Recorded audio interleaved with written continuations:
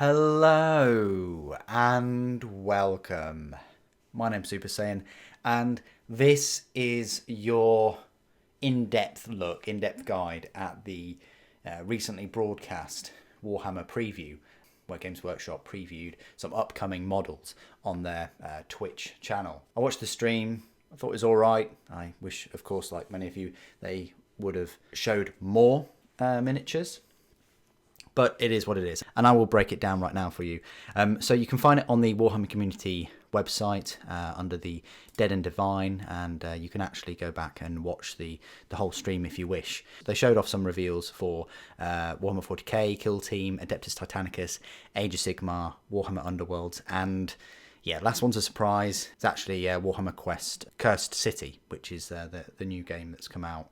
Kind of wanted more time, kind of wanted epic, but there we go. They had a little video showing a new Sisters of Battle or Adeptus Sororitas unit. This Paragon warsuit. Is it really needed? I mean, what was wrong with the Penitent engines? Seriously, sometimes with the Games Workshop miniatures, they raise more questions than they answer, and this is one such model. There's all kinds of questions in terms of a helmet. I do think they look better with a helmet. That helmet there kind of works. What are they armed with? Some big kind of power sword and a multi-melter. And then these weapons right here. Can she turn and twist to fire those? They don't have much of a firing arc. I don't think she has to be bang on center with the thing that she's firing on. And even then, they can't kind of move inwards to fire at a unit that is directly in the middle. So there is a blind spot, I guess. So she's either going to hit with one or the other, but not both, unless it's a bigger thing. The arms with the cables and all of the tubing and things just looks odd. Also, where her hips are, right there, and the legs, where are her feet and her toes? Unless they are completely inbuilt into that thigh armor.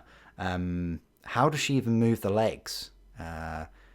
She would sort of like have to move the thigh to then move this knee, but then there's another joint there. Yeah, it just raises a lot of questions. I don't think we needed it. I think the Sisters of Battle Ranger was fine without it. Palatine model and other like little extra models, fine, but this one, yeah. And you just know that this suit is going to be about £30 singularly. Anyway, moving down, Kill Team. For at least 6 months, people have been wanting these heavy intercessors and the flayed ones, and then the Chronomancer. This is the only way you're going to be able to get these models right now. And speaking to the guys on Discord, they all kind of predicted it's going to be the same as the Underworld set, which is currently sets you back £125.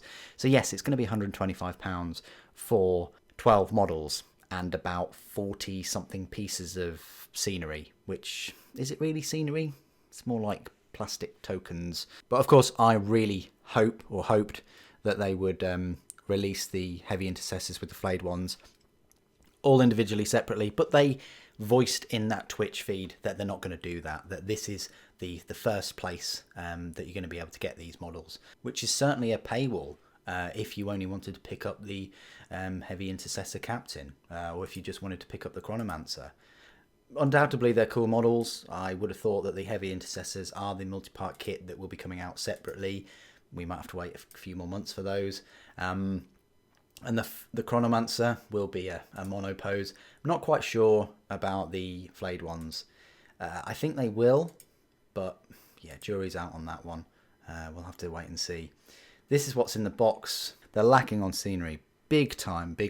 You actually got big full kit scenery with the last Kill Team box set, which was £95, which is actually a fair bit cheaper. But this set, you are getting the 2 HQs. At this point, is it really Kill Team if you've got the HQs? I thought the whole point was to have a unit or a squad and then battle it out, but now they're introducing these. So, it's an odd one. But I really hope that they hadn't done this 6 months after previewing all these models. Or at least release them all separately with the Kill Team box. Maybe the Kill Team box would save you a bit of money from buying the kits individually. Now, the moment you've all been waiting for, probably the main reason why you've clicked on this video actually, is the Adeptus Titanicus, attack of the 134-foot Titan. I don't know why they've gone down this old school black and white sci-fi Iron Man kind of thing. I'm not sure whether it really works for Horus Heresy in the setting, but they've gone for the black and white with this look. This is it. This is the Warmaster Titan. Brand new. It's going to be all in plastic. No doubt Forge World will be releasing different weapon options, I would have thought. It's a fair bit larger than a Warlord Titan. People have already asked, is it going to be the same size as an Imperial Knight? It may well be as tall as an Imperial Knight. If you just look at my pictures right now, I've taken a couple on my hobby desk, and that gives you an idea of what size it could be in Adeptus Titanicus form. And then the question burning on many people's lips, even if they'll never be able to afford one, or they also have no reason to be spending so much money on such a large miniature, is how much, if they do release it in resin from Forge World in a 40k scale, 28mm scale, how much will it be? Again, with great input from all my members on Discord, we've been discussing the prices, specifically Bob and Patient Zero. We've looked at the price in terms of this, and we've looked at the sizes, and as you can see there, the Warlord Titan is 22 inches and weighs about 7 kilograms. This Warmaster, looking at my esteemed fellow Titan Princeps, Patient Zero, he has discovered through blueprints and the size of Apocalypse missile launchers that it's going to be in the region of 28 inches, so a whole 6 inches taller than the current Warlord Titan with those Apocalypse missile launchers. So it's going to be a tall one if they do decide to release it in resin. Price, we're looking at about £2,000 for the whole kit. Now, we've estimated about 1,500 or so for the body only. The head could well be £75 to £100. Those weapons are looking to be between £150 and £200 each. But I think with the body, you'll get the legs, you'll get those missile launchers in the shoulders. I think maybe they'll include the dual turbo lasers as options to put in there. Looking at the top, you can see there that they've got these Anvilis autocannons, which is the same as what's on the top of the Nemesis Warbringer. And actually, looking at both of them, they've only got 2 barrels per turret. So it's got the same anti-air defensive capabilities as the Warbringer. And if we look at the Void Shields, I can only see 4 on each side. So that must mean that it's got the same amount of Void Shields as the Warlord Titan. Its differences, though, is you look at this main weapon, which is huge. It's kind of like a Sun Fury Plasma Annihilator, but double. Very thick and heavy. The arms sit lower on it compared to a Warlord. You've got these cannons that flank its head. You've got the missile launchers there in the shoulders. You've got one knee twin link las cannon. We haven't seen the reverse. There may well be extra weapons in the back, like more bolt cannons or even more las cannons. It's odd that it's got this grating in one of the weakest areas of the front shin armor. I would have preferred that to be twin link las cannons too. I think that's odd. I'd like a bit of symmetry there. Everything else is just glowing with symmetry. But yeah, I think it is possible. It's very much going to be an interesting time if and when they release this in resin. Moving down, you get a few more shots. Now, I'm not a big fan of this particular head. I do like this one right here, and also not forgetting in the carapace, it's got this missile bank. These are big missiles. They could be slightly smaller versions of Vortex missiles, but again, huge weapon systems there. And as you can see here, this is the said blueprint that I used earlier. And it gives you the size there between the Warmaster and the Warlord. Maybe an Imperator is probably up here, double the height of a Warlord. But yeah, we're getting to big scales of these now. And then finally, we've got this book, probably one of the first Adeptus Titanicus books I will buy for the game system. Again, you've got a different head there. Maybe Forge World will bring out that head. You've got different shoulder weapons in the form of dual turbo lasers, which are the main weapon on the Warhound Titans, but everything else seems to be about the same. They haven't showcased a different weapon system. That looks to be a Warlord in the background with a Sun Fury Plasma Annihilator, but there we go.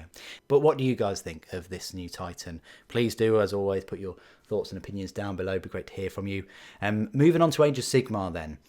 With the Luminous Realm Lords, I like this model. I really do. I like the archery. I like the foxtail. It works with the helmet and the horns and the quiver.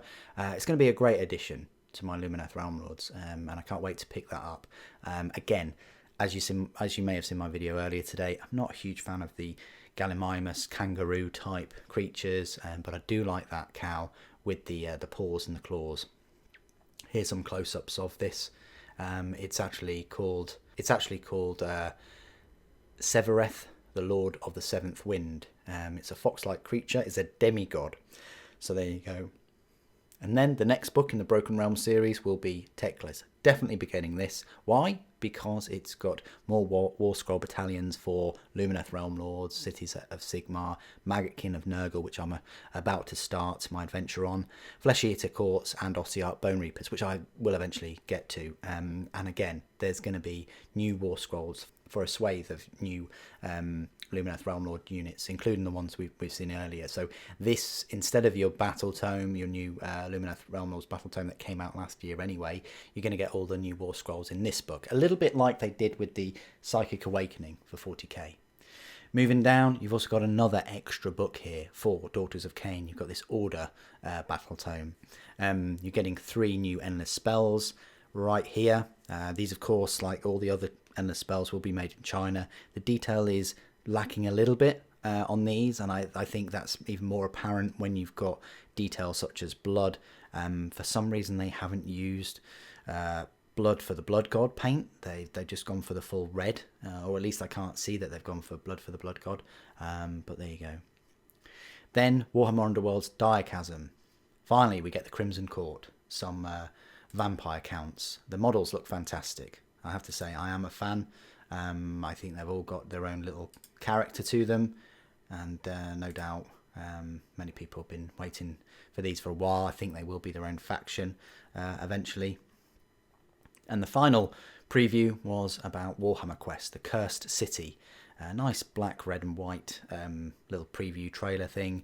It reminds me of Van Helsing. It also reminds me of Bloodborne. You've got this witch hunter called Yelson Darroch, who's got this rifle with a stake launcher. They're not just any stakes though. They're taken from some anointed trees. And then you've got the villainous Gorslav, the Gravekeeper. A lot of things going on with this model.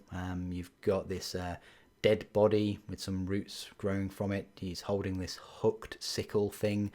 You've got this big pointy shovel. He is a Gravekeeper after all.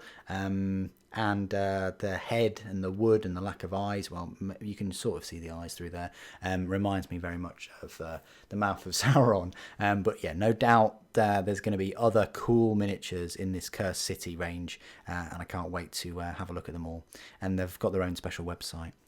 So there you go. That is my full in-depth look at the preview. It's much shorter and condensed than watching the Twitch video itself. I think I've covered everything. Please do put all your thoughts and opinions down below of all of these models. Again, I would have liked to have seen them showcase some more units, specifically draw even more attention to the models that were recently looked at, maybe talk about them a bit more. No doubt they'll be released in further articles as we go along. As I said earlier, tomorrow's preview on the Warhammer community website will be an interesting one, whether we'll just get the Blade Guard veterans, but I've got a sneaky suspicion they're not going to be the only things to pre-order from next weekend. What do you guys think of all these? And please do put your thoughts and opinions of the new Adeptus Titanicus Warmaster Titan. And if you'd like to help me get one, of course you can donate to this channel and support the channel via Patreon, or you can continue using the Element Games code below. It really helps the channel out, and it allows me to pick up all the new releases to give you unboxings and reviews of them. Thank you ever so much for joining me today. Thank you for watching. The Emperor Protects.